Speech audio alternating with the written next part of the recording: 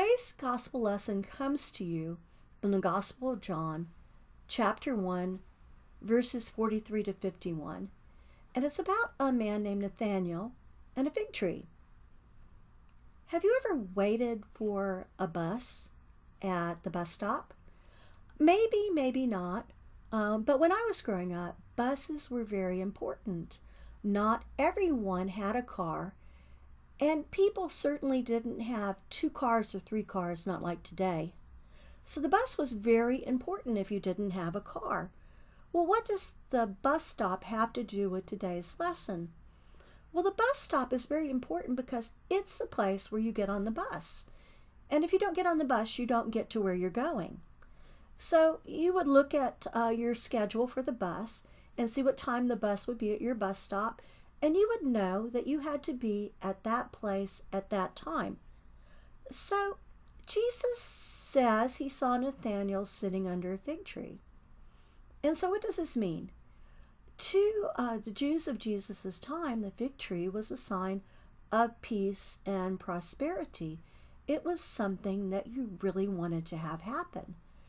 But to 2 of the Old Testament prophets, Zechariah and Micah, who predicted the coming of Jesus, the fig tree was a symbol associated with the coming of the Messiah and the coming of the kingdom of God. And I've explained to you before that the kingdom of God will happen, and it began with the birth of Jesus, and it's still a work in progress. But all the wrongs on this world will be made right in the kingdom of God, and there'll be peace and justice for everyone. Now, speaking of peace and justice, here's a picture of 2 people, Martin Luther King Jr. and Rosa Parks. And something special happened in December of 1955 that changed the world.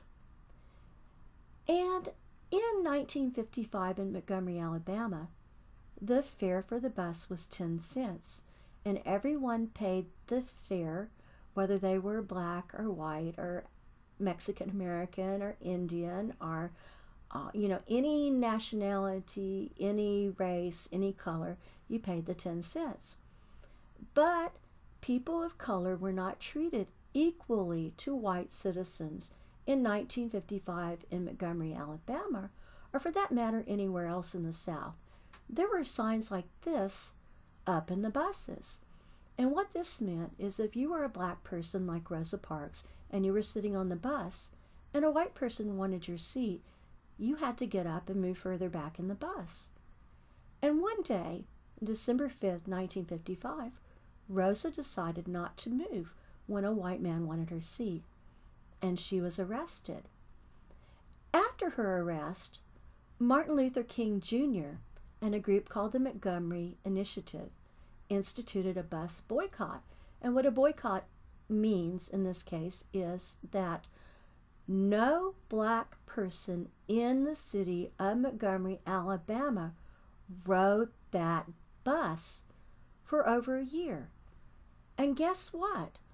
Martin Luther King and the Montgomery Initiative already knew that in Montgomery, Alabama, the majority of the people who rode the bus were black.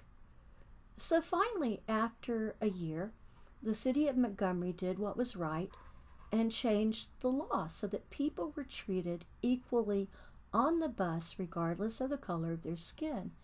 And it wasn't because they had changed their minds about people being equal or that they felt it was the right thing to do.